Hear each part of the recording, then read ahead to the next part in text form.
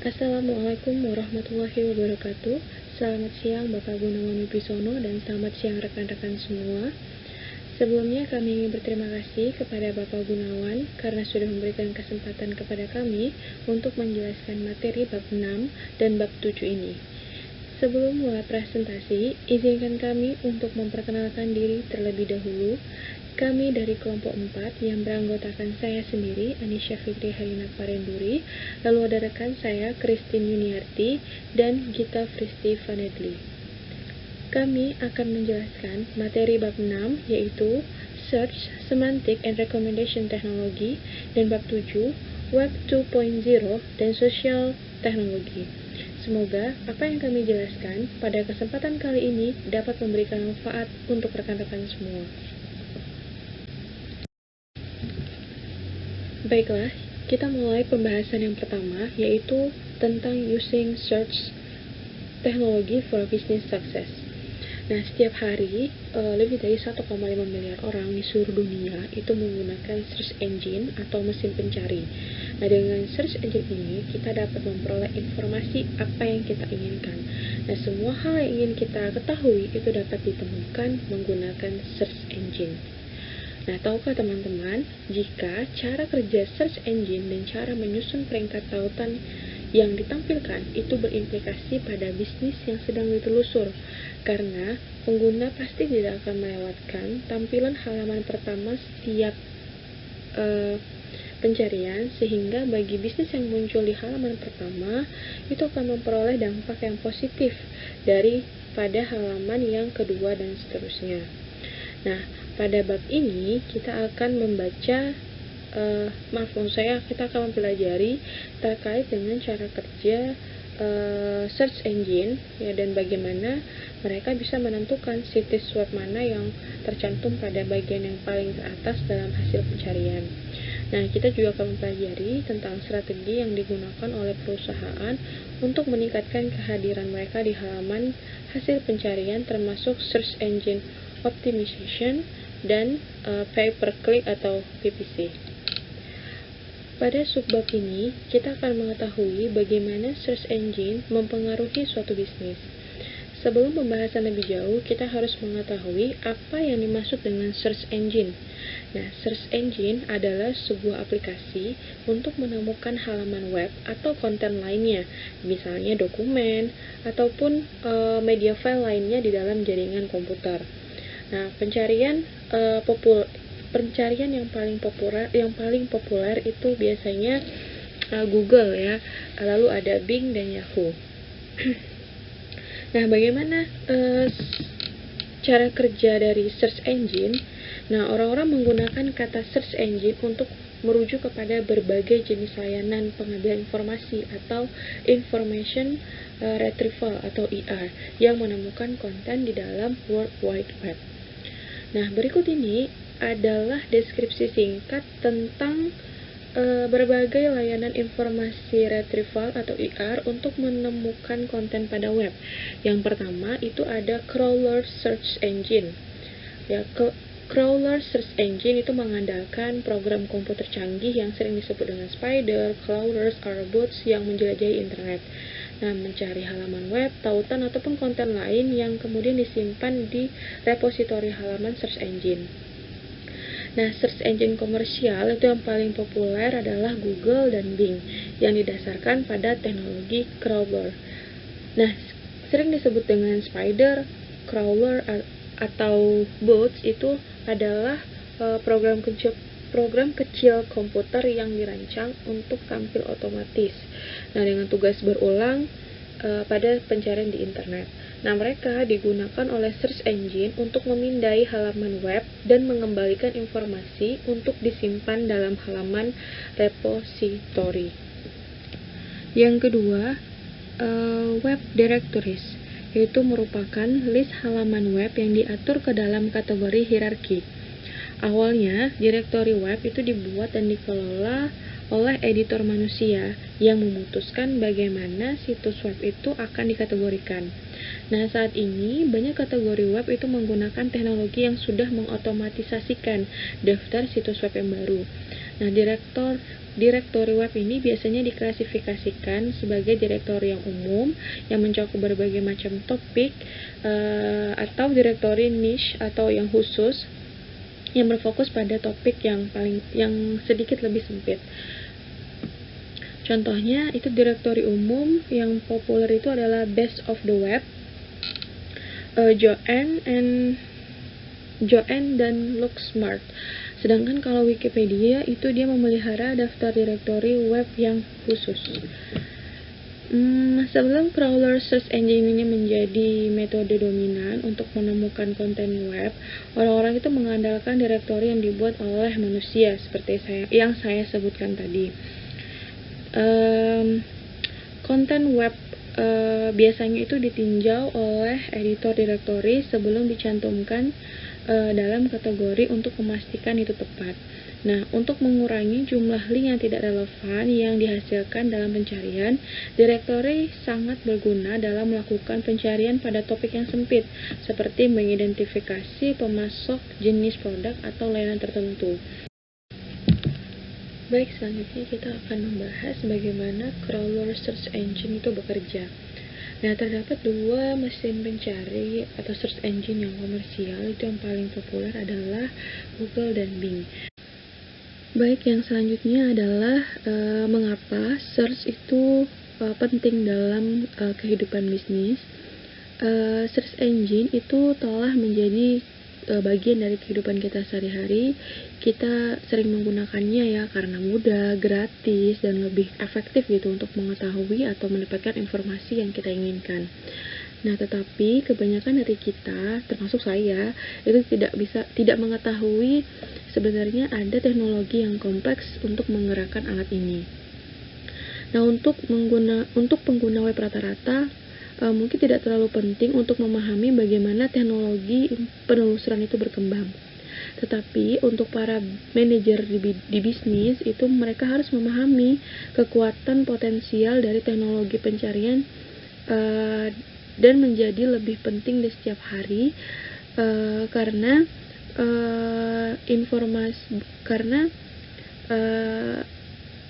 teknologi penelusuran ini diakui bahwa merupakan akses ke informasi akses informasi yang merupakan kompetitif gitu dalam mencari keuntungan. Nah, teknologi penelusuran ini mempengaruhi bisnis dalam berbagai cara, yaitu yang pertama dari enterprise search, yang kedua dari recommendation engine, yang ketiga dari search engine marketing atau SEM, dan web search. Baiklah, yang pertama yaitu enterprise search. Nah, alat enterprise search ini digunakan oleh karyawan untuk mencari dan mengambil informasi yang terkait dengan pekerjaan mereka dengan cara yang sesuai dengan organisasi, yaitu berbagi informasi dan kebijakan dalam kontrol akses data tersebut. Informasi itu dapat berasal dari berbagai sumber, termasuk informasi yang tersedia untuk umum, informasi perusahaan yaitu terkait dengan catatan-catatan internal yang ditemukan di database dan intranet perusahaan, serta informasi di komputer dari masing-masing karyawan. Informasi mungkin tidak dapat diakses karena teknologi yang tidak kompatibel di berbagai unit, kurangnya koordinasi atau kerjasama antar unit, masalah keamanan, dan kekhawatiran tentang biaya membuat informasi dapat diakses. Nah, di sebagian besar organisasi saat ini, sebagian besar karyawannya adalah pekerja pengetahuan, artinya karyawan-karyawan ini adalah sebagai posisi dalam melakukan analisa bisnis ataupun menganalisa pemasaran, lalu analisa lainnya untuk mengambil keputusan. Nah, mengakses informasi itu memiliki dampak yang signifikan terhadap produktivitas mereka. Jadi, enterprise search ini bisa memungkinkan para pekerja untuk dapat mengekstrak informasi dari internal, ya berdasarkan database yang bersumber dari intranet, sistem manajemen, file, kontrak, ataupun manual kebijakan, ataupun dokumen untuk membuat keputusan tepat waktu, sehingga bisa menambah nilai bagi perusahaan dan meningkatkan keunggulan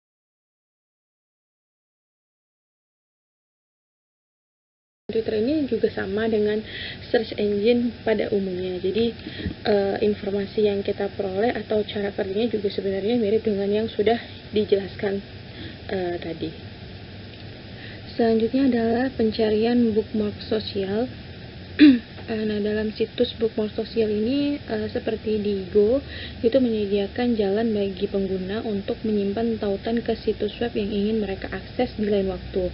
Nah, saat menyimpan link halaman, pengguna memberi tag dengan kata kunci yang mendeskripsikan konten halaman. Nah, karena halaman web ditandai oleh manusia, hasil pencarian seringkali lebih relevan daripada hasil dari mesin pencari komersial. Contohnya adalah Pinterest. Nah, ini adalah salah satu variasi dari ide bookmark sosial yang memungkinkan pengguna menyimpan dan berbagi gambar yang mereka temukan secara online. Nah, kita juga dapat menemukan informasi tentang berbagai topik dengan mencari di Pinterest untuk melihat apa yang pengguna lain telah kumpulkan terkait dalam suatu subjek. Selanjutnya adalah vertical search. Nah, seperti yang dijelaskan sebelumnya bahwa search engine komersial itu menggunakan indikator populer atau reputasi untuk menentukan kualitas situs suatu web. Nah, ini tampaknya bekerja dengan baik untuk yang digeneralisasi dalam pencarian. Tetapi mungkin tidak efektif ketika pengguna mencari topik yang sangat spesifik. Nah, crawler itu tidak sering melakukan indeks halaman di tingkat bawah dari situs web yang kurang populer. Nah, mesin pencari vertikal diprogram untuk fokus pada halaman web yang terkait dengan topik tersebut. Mesin pencari vertikal itu tersedia untuk berbagai variasi industri, dan ironisnya, cara terbaik untuk menemukan mesin pencari vertikal adalah dengan mencarinya di mesin pencari komersial, seperti Google ataupun Bing.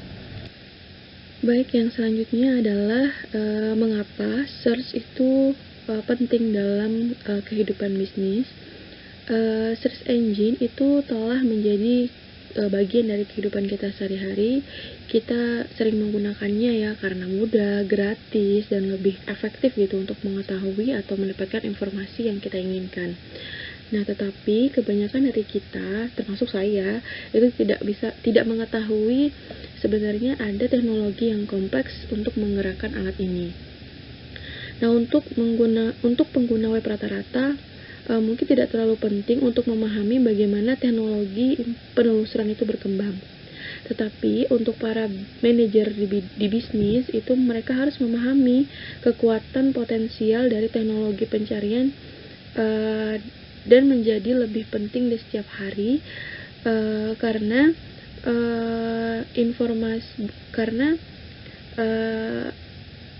teknologi penelusuran ini diakui bahwa merupakan akses ke informasi akses informasi yang merupakan kompetitif gitu dalam mencari keuntungan. Nah, teknologi penelusuran ini mempengaruhi bisnis dalam berbagai cara, yaitu yang pertama dari enterprise search, yang kedua dari recommendation engine, yang ketiga dari search engine marketing atau SEM, dan web search. Baiklah, yang pertama yaitu enterprise search. Nah, alat enterprise search ini digunakan oleh karyawan untuk mencari dan mengambil informasi yang terkait dengan pekerjaan mereka dengan cara yang sesuai dengan organisasi, yaitu berbagi informasi dan kebijakan dalam kontrol akses data tersebut. Informasi itu dapat berasal dari berbagai sumber, termasuk informasi yang tersedia untuk umum, informasi perusahaan, yaitu terkait dengan catatan-catatan internal yang ditemukan di database dan intranet perusahaan. Baik, yang selanjutnya kita masuk pada sub yang kedua, yaitu materi 6.2 Organic Search dan Search Engine Optimization atau SEO. Nah, strategi dari SEO itu ada 3. Yang pertama yaitu dengan sering mengubah algoritma. Jadi kenapa sih Google itu sering atau suka mengganti algoritmanya? Nah, kecerdasan buatan itu secara konstan itu memantau bagaimana pengguna menanggapi hasil pencarian dan memodifikasi algoritma daftar untuk meningkatkan hasil. Nah, teknologi semantik itu membantu Google melakukan pekerjaan yang lebih baik dengan memahami konten dari halaman web dan mencocokkan konten itu dengan kata-kata dan frasa yang digunakan orang-orang untuk melakukan penelusuran. Yang kedua adalah ranking factor on page and off page SEO. Di sini kita akan mendengar dua istilah, on page factor dan off page factor.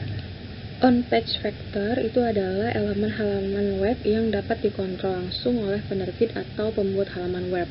Nah, professional SEO itu berusaha untuk meningkatkan daftar SERP situs web dengan mengoptimalkan faktor pada halaman yang terkait dengan konten, fungsional, dan pemrograman HTML. Nah, sedangkan konten, di dalam on page factor ini ada konten dan ada functionality and programming. Nah, konten ini mungkin adalah salah satu perubahan terbesar yang dibuat oleh Google pada algoritma peringkatan selama bertahun-tahun, yaitu dengan penekanan pada konten kualitas. Jadi konten yang dihadirkan itu adalah konten-konten yang berkualitas tinggi.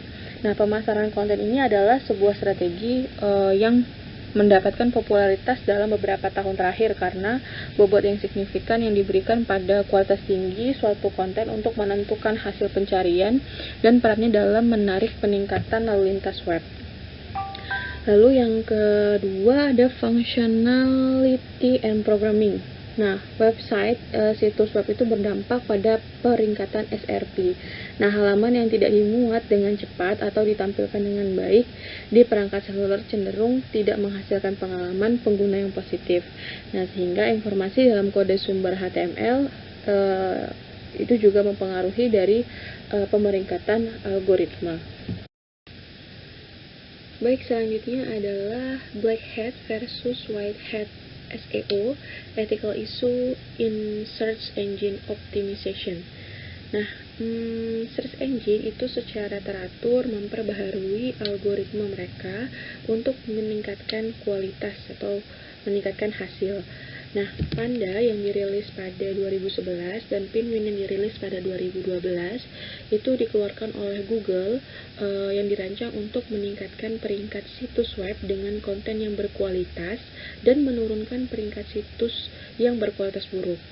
Nah, kedua perbaharuan itu dirancang untuk mengalahkan apa yang biasa disebut dengan taktik black hat SEO. Orang-orang yang menggunakan taktik SEO black hat itu mencoba untuk mengelabuhi search engine agar memikirkan sebuah situs web yang memiliki konten berkualitas tinggi, padahal sebenarnya kualitas yang disajikan itu rendah. Nah, ada beberapa contoh taktik black hat SEO yang didefinisikan sebagai hal-hal berikut. Baik, selanjutnya adalah materi di subbab 6.3 pay-per-click and paid search strategies. Nah, selain daftar organik, sebagian besar mesin pencari itu menampilkan daftar yang berbayar atau disponsori pada SERP. Nah, iklan ini memberikan pendapatan bagi mesin pencari dan memungkinkannya menawarkan web layanan pencarian untuk masyarakat umum secara gratis. Baik, selanjutnya saya akan menjelaskan terkait metric for paid search advertising. Nah, selain penargetan yang lebih efektif, salah satu manfaat utama dari periklanan online itu adalah kemampuannya untuk bisa mengevaluasi kontribusinya terhadap pendapatan penjualan secara lebih efektif. Nah, pengiklanan PPC atau pay-per-click itu menggunakan metrik yang dapat mengukur keaktivitasan dari campaign yang mereka buat. Yang pertama adalah click-through rates atau CTR, yaitu rasio klik tayang atau RKT. Ya, sebenarnya RKT ini tidak mengukur kinerja keuangan dari campaign ROAS-nya adalah $6.000 dibagi $1.000 atau sama dengan $6. Nah, hal ini berarti perusahaan itu menghabiskan atau mengeluarkan biaya sebesar $1 untuk memperoleh pendapatan sebesar $6.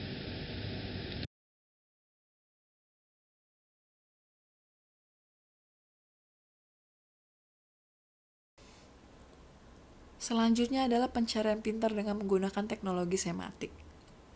Semantik web adalah informasi dalam jumlah yang sangat besar yang terhubung secara global dengan suatu cara tertentu dan dimengerti atau dipahami oleh mesin, sehingga dapat diperoleh secara langsung oleh mesin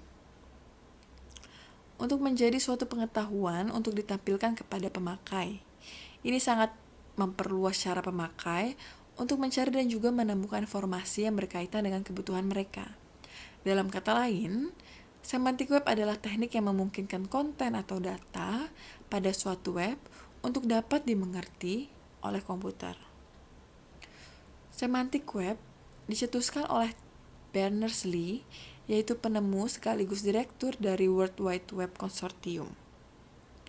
Grup ini mengembangkan standar pemrograman yang dirancang untuk memungkinkan data, informasi, dan juga pengetahuan dibagikan lebih luas lagi di internet. Hasil dari standar ini adalah bahasa metadata, atau cara mendeskripsikan informasi digital sehingga dapat digunakan oleh berbagai macam aplikasi. Semantik web seringkali disamakan dengan Web 3.0 dikarenakan prinsip web semantik sama dengan prinsip yang ada pada Web 3.0, yaitu generasi ketiga dari World Wide Web. Semantik web menggunakan metadata dan juga natural language processing untuk mendukung pencarian dan pengambilan, serta penganalisa dan penggabungan informasi dari sumber terstruktur maupun tidak terstruktur. Web awal dibangun menggunakan bahasa markup hypertext atau yang lebih kita kenal dengan HTML. Pada Web 2.0 menggunakan bahasa seperti XML dan juga JavaScript, sedangkan pada web semantik menggunakan bahasa tambahan yang telah dikembangkan oleh World Wide Web Consortium yang terdiri dari 3 bahasa, yaitu Resource Description Framework, Web Ontology Language, dan juga SparkQL Protocol and RDF Query Language.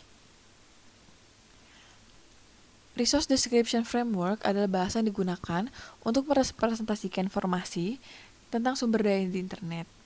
Ini akan menjelaskan terkait sumber daya yang Uniform Resource Identifiers metadata, seperti judul, penulis, hak cipta, dan juga informasi lisensi.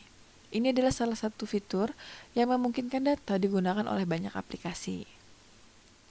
Bahasa yang kedua adalah Web Ontology Language, yaitu bahasa yang diciptakan oleh World Wide Web Consortium yang digunakan untuk mengkategorikan dan juga mengidentifikasi secara akurat sifat dari hal-hal yang ditemukan di internet. Bahasa yang ketiga yaitu SparkQL Protocol and RDF Query Language. Ini digunakan untuk menulis program yang dapat mengambil dan juga manipulasi data yang telah disimpan sebelumnya dalam format Resource Description Framework. Ketiga bahasa ini, apabila digunakan bersama, akan meningkatkan elemen konteks di web dan juga menghasilkan pencarian informasi yang lebih bermanfaat dan juga akurat. Dari gambar ini, dapat dilihat bagaimana cara kerja semantik web. Jadi, informasi-informasi dari berbagai sumber yang telah ada pada web semantik dijelaskan oleh metadata, sehingga lebih mudah bagi berbagai aplikasi untuk mengidentifikasi dan juga memanfaatkan data. Untuk memastikan bahwa proses penandaan data di web telah dilakukan dengan tepat, maka diperlukan semantic search engine yang dapat diprogram untuk memanfaatkan penandaan metadata. Selain dapat melakukan tag metadata atau penandaan metadata, semantic search engine juga menggunakan berbagai strategi lain untuk menemukan berbagai makna dalam metadata, seperti pemrosesan bahasa secara alami, isyarat kontekstual, sinonim, variasi kata, pencocokan konsep, pertanyaan khusus, dan juga kecerdasan buatan. Semantic Search Engine akan berusaha memahami konteks atau maksud pengguna dalam mencari informasi dalam upaya meningkatkan relevansi dan juga akurasi hasil. Semantic Search Engine menawarkan 11 fitur dan juga manfaat. Salah satunya adalah related searches atau queries, di mana mesin menyarankan query penelusuran alternatif yang dapat menghasilkan informasi yang terkait dengan query asli.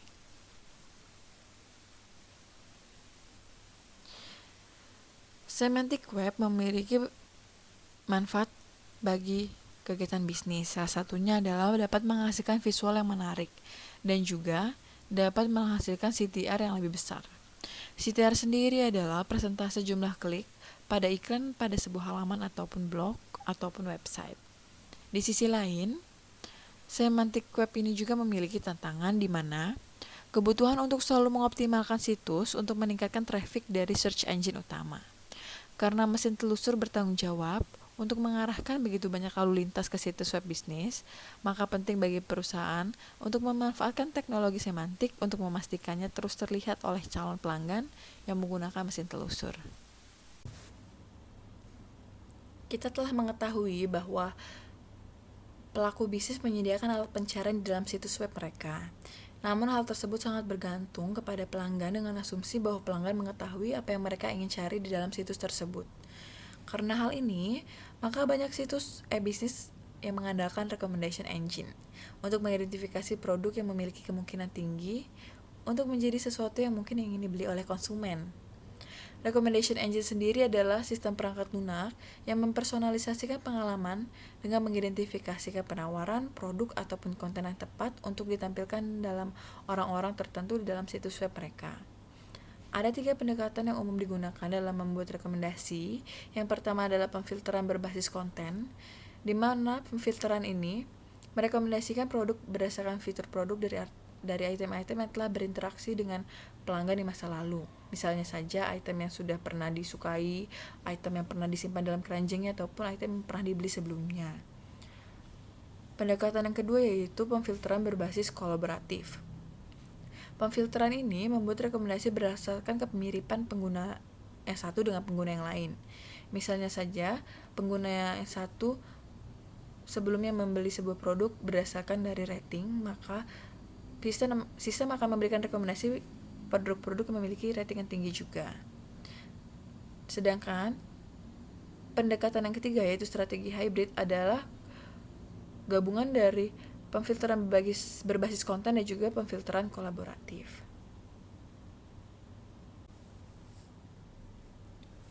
Selanjutnya kita akan membahas terkait the social web atau web 2.0. Saat ini kita bisa melihat betapa pesatnya perubahan penggunaan internet. Pada awalnya, web adalah web 1.0 atau yang kita kenal dengan World Wide Web. Ditemukan oleh Tim Berners-Lee yang diluncurkan pada tahun 1991. Pada masa ini, tidak ada saluran yang mudah digunakan untuk interaksi sosial yang meluas. Rata-rata pengguna adalah target, atau hanya penerima komunikasi saja, bukan pencipta. Sekarang, web adalah platform untuk semua jenis aktivitas, baik itu belanja, hiburan, berita, pendidikan, dan lain sebagainya. Teknologi baru memunculkan situs web dengan fitur dan layanan yang memudahkan semua orang untuk berinteraksi satu sama lain. Akibatnya, layanan ini secara kolektif disebut sebagai media sosial atau web 2.0. Teknologi baru secara dramatis meningkatkan kemampuan orang untuk berinteraksi baik itu dengan bisnis maupun dengan individu yang satu dengan individu yang lain. Dapat dilihat dari gambar ini bahwa sangat besar perbedaan antara web 1.0 dengan web 2.0. Salah satunya adalah sumber data. Pada web 1.0 hanya berdasarkan satu sumber data, sedangkan pada web 2.0 bersumber dari berbagai jenis data. Dan juga marketing goal-nya pada web 1.0 hanya bertujuan untuk memberikan pengaruh saja, sedangkan pada web 2.0 marketing goal-nya adalah relationship. Dari gambar ini, kita bisa lihat lebih jelas terkait perbedaan antara tradisional media atau web 1.0 dengan sosial media atau web 2.0. Di mana sebelumnya people tidak bisa berkontribusi. Pada web 1.0, tapi pada Web 2.0 people bisa berkontribusi. Kemudian kontrol sebelumnya hanya dari institusional, saat ini bisa menjadi consumer control.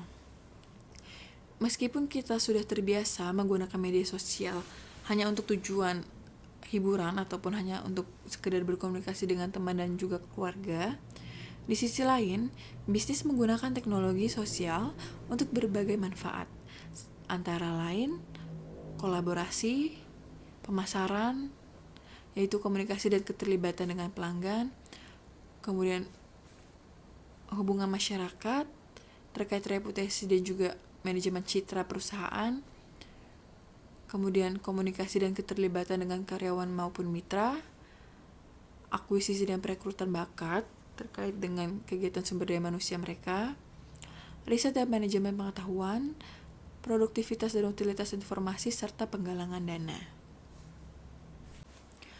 Berikut ini adalah elemen-elemen yang membuat media sosial berbeda dari media tradisional. Yang pertama adalah user-generated content. Berbeda dengan media tradisional, seperti TV, radio, ataupun majalah, media sosial memungkinkan pengguna untuk membuat dan membagikan kontennya sendiri. Yang kedua adalah content control, di mana pengguna yang memutuskan sendiri apa yang akan mereka buat dan apa yang mereka bagikan. Yang ketiga, conservation. Dengan munculnya media sosial, terjadi pergeseran paradigma dalam komunikasi pemasaran dari model siaran menjadi model percakapan, yaitu dari model satu arah menjadi model dua arah. Yang keempat adalah community. Banyak teknologi media sosial pada akhirnya menghasilkan penciptaan suatu komunitas. Yang kelima adalah tagging atau categorization by users, di mana teknologi web yang lebih baru telah mulai memungkinkan pengguna untuk memutuskan sendiri bagaimana mereka mengkategorikan dan memberikan label terkait informasi-informasi yang mereka temukan secara online. Yang keenam, real people. Teknologi media sosial memungkinkan orang untuk mengekspresikan individualitas mereka melalui penciptaan identitas online mereka. Pada Web 2.0, memberi orang alat untuk membuat merek atas pribadi mereka sendiri, memberikan label atas diri mereka masing-masing. Yang ketujuh adalah connection. Ada banyak cara untuk menetapkan tingkat koneksi tambahan dan mencerminkan beberapa tingkat hubungan. Yang kedelapan adalah constant updating. Web sosial adalah aliran komunikasi konstan yang tidak pernah mati dan terkadang bisa membuat kewalahan. Yang ke-9 adalah content separated from form, di mana data dari satu sumber dapat digunakan untuk diekspor ke platform lain. Ini memungkinkan pengguna untuk mengatur dan menampilkan konten dengan cara yang menurut mereka paling berguna. Dan yang terakhir adalah equipment independence. Ketersediaan aplikasi Web 2.0 tidak hanya mengubah cara orang berperilaku, tapi juga cara mereka berpikir. Lee dan Bernoff mengidentifikasi 5 prioritas strategis utama yang harus menjadi fokus perusahaan untuk memanfaatkan gelombang besar. Strategi gelombang besar ini mengidentifikasi aktivitas paling signifikan yang harus menjadi fokus perusahaan terkait dengan penggunaan media sosial. Yang pertama adalah listening, di mana perusahaan harus mendengarkan apa yang dikatakan pelanggan mereka pada media sosial untuk mendapatkan wawasan tambahan yang berharga. Yang kedua adalah talking. Meskipun mereka harus mendengarkan apa yang dikatakan oleh para pelanggan di media sosial, di sisi lain perusahaan juga perlu untuk mengembangkan pesan mereka kepada para audiens mereka di media sosial. Yang ketiga adalah energizing, yaitu menyemangati dengan berbagai taktik, misalnya saja menentukan brand ambassador yang memiliki tingkat pengikut yang cukup tinggi. Yang keempat adalah supporting, mendukung penggunaan media sosial untuk memberikan layanan pelanggan yang efektif dan nyaman adalah salah satu cara untuk mendukung pelanggan Anda. Yang kelima adalah embracing, merangkul banyak perusahaan menggunakan media sosial untuk mendapatkan ide dan saran produk baru guna meningkatkan kepuasan pelanggan dari pelanggan saat ini. Assalamualaikum warahmatullahi wabarakatuh. Baiklah, di sini saya akan melanjutkan presentasi mengenai subbab 7.2 yaitu layanan dan komunitas jejaring sosial. Komunitas jejaring sosial atau online atau virtual biasanya disebut dengan komunitas fisik. Apa sih komunitas fisik itu? Terdiri seperti dari lingkungan, klub, dan asosiasi. Namun, kecuali mereka tidak terikat oleh batas politik atau geografis. Nah, komunitas online ini dia menawarkan beberapa cara untuk anggotanya melakukan kegiatan seperti berinteraksi, berkolaborasi, dan juga bahkan berdagang. Komunitas virtual atau online ini udah ada sejak lama dan mendahului World Wide Web atau WWW. Kayak ada Usenet, itu dia menyediakan platform awal untuk komunitas online dengan memungkinkan pengguna untuk bertukar pesan tentang berbagai topik di newsgroup publik. Meskipun Usenet secara teknis bukan bagian dari internet, sebagian besar kontennya dapat diakses dari situs internet seperti Google Group atau berita berbasis langganan layanan seperti Giga News dan AstraWeb. Nah, komunitas jaringan sosial ini dia terdiri dari seperti ada Opinions, Wikipedia, Photobucket, Flickr, LinkedIn, Instagram, YouTube, Twitter, dan Facebook, dan media sosial lainnya.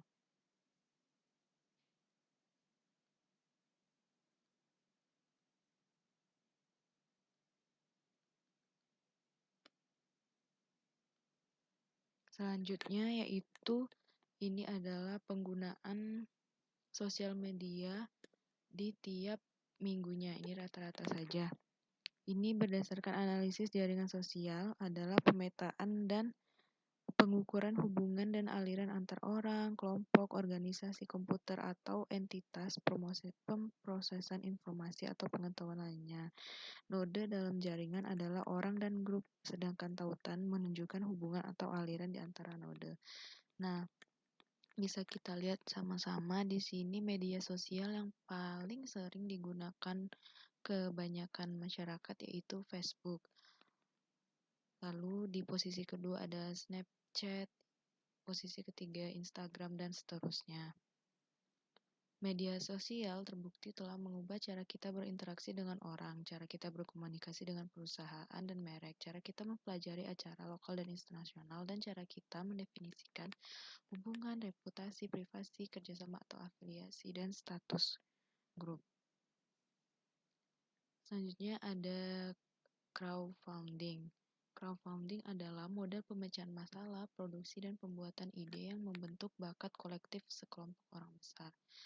Layanan jejaring sosial mewakili jenis komunitas virtual khusus dan sekarang menjadi bentuk komunitas online yang dominan. Facebook tadi seperti yang kita lihat di diagram itu telah mendominasi jejaring sosial karena Facebook itu fiturnya meliputi profil, umpan berita, messenger, grup acara, berbagi foto dan video, pencarian, dan halaman. Google mengambil di Facebook dengan G+, diluncurkan pada bulan Juni 2011. Google Plus atau G+, merupakan upaya besar mesin telusur atau search engine untuk merebut pangsa pasar di online atau jejaring sosial. Nah, masa depan sistem jejaring sosial, layanan jejaring sosial mungkin merupakan aplikasi web 2.0 yang paling kaya fitur. Terbukti ya karena kita sudah sering menggunakan media sosial itu karena fiturnya yang semakin canggih. Diharapkan pertumbuhan dan inovasi di sektor ini akan terus berlanjut seiring pengguna individu dan organisasi bisnis menemukan kekuatannya untuk membangun jaringan dan hubungan. 7.3 Melibatkan konsumen dengan blog dan microblog. Apa sih itu blog? Blog adalah situs web tempat orang memposting konten secara teratur. Beberapa blog pribadi hanyalah buku harian atau jurnal online tempat orang-orang berbagi pemikiran, refleksi, atau kisah hidup mereka. Nah, blog ini dia mempunyai tujuan yaitu Banyak profesional sekarang membuat blog sebagai cara untuk membangun reputasi dan mempromosikan kepentingan bisnis mereka, atau karena mereka senang menulis, karena menulis bisa dijadikan hobi dan tulisan tersebut bisa diposting ke blog dan bisa juga saling berbagi sudut pandang dengan orang lain. Nah, itu tujuan blog. Selanjutnya, blogging dan hubungan masyarakat. Banyak orang melakukan pendekatan blogging itu untuk bisnis dan menganggap diri mereka itu sebagai penerbit dengan tujuan menghasilkan cukup banyak pembaca atau pelanggan. Selanjutnya, membaca dan berlangganan blog. Cara terbaik untuk memahami fenomena blogging adalah dengan mulai membaca blog. Anda dapat menggunakan search engine seperti Google atau Yahoo atau Bing untuk menemukan blog tentang semua jenis topik. Platform blogging adalah aplikasi perangkat lunak yang digunakan untuk membuat, mengedit, dan menambahkan fitur ke blog. WordPress dan Blogger adalah dua platform blog paling populer. Selanjutnya, microblog. Sebagian besar konten microblog terdiri dari pesan berbasis teks, meskipun tampaknya ada peningkatan jumlah orang yang membuat dan video microblog di Twitter dan Tumblr. Tumblr semakin populer akhir-akhir ini di kalangan pengguna internet yang lebih mudah karena kemampuan multimedia dan kemudahan penggunaannya. Selanjutnya, Twitter. Twitter semakin populer selama beberapa tahun terakhir, menjadi salah satu platform komunikasi terbesar di dunia. Berdasarkan data, Twitter ini sekitar 5 juta pesan atau tweet dikirim setiap hari oleh lebih dari 310 juta pelanggan aktif bulanan. Selanjutnya, Tumblr Blog. Tumblr sering disebut sebagai layanan microblog karena membuat posting konten multimedia mudah bagi pengguna dan memungkinkan mereka untuk sering memperbarui blog mereka atau sering memungkinkan pengguna itu mengupdate atau mengupgrade blog. Selanjutnya, 7.4 Mashup, metrik sosial dan alat pemantau. Mashup Mashup adalah aplikasi web yang menggabungkan informasi dari dua atau lebih sumber dan menyajikan informasi ini dengan cara yang menciptakan manfaat atau layanan baru. Teknologi RSS, teknologi lain yang memperluas kendali konten web di luar pembuatnya adalah sindikasi yang sangat sederhana atau RSS. Selanjutnya, layanan pemantauan sosial. Sektor yang berkembang pesat di bidang teknologi sosial melibatkan layanan pemantauan sosial. Aplikasi pemantauan memungkinkan pengguna untuk melacak percakapan yang terjadi di situs media sosial. Nah, selanjutnya, subbab terakhir dari bab 7 yaitu 7.5 Enterprise 2.0, kolaborasi tempat kerja dan berbagi pengalaman. Bekerja dalam proyek, tim, atau mengkoordinasikan upaya kelompok kerja atau komite dapat menjadi tantangan. Kenapa menjadi tantangan? Itu karena terkait dengan kerja tim. Banyak organisasi dan karyawan saat ini berada di lokasi berbeda di suatu wilayah, negara, bahkan dunia. Alat sosial ini untuk kolaborasi yang tersedia bagi semua orang, baik bisnis kecil, startup, bahkan lembaga non-profit yang kekurangan sumber daya untuk menerapkan intranet modern dapat menggunakan fitur ini untuk meningkatkan produktivitasnya. Perusahaan yang lebih besar akan menggunakan alat serupa sebagai bagian dari intranet atau Enterprise 2.0 yang akan ditingkatkan. Nah, apa aja sih kolaborasi tempat kerja dan berbagi pengetahuan ini? Yang pertama, ada alat sosial untuk pengambilan informasi dan berbagi pengetahuan.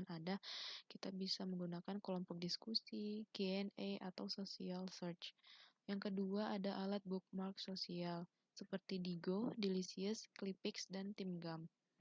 Selanjutnya, yang ketiga, pembuatan dan pembagian konten.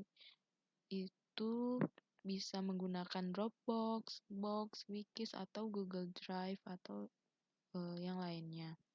Selanjutnya ada untuk alat untuk rapat dan diskusi seperti Skype, GoToMeeting, Google Meet, Zoom, atau alat rapat dan diskusi lainnya.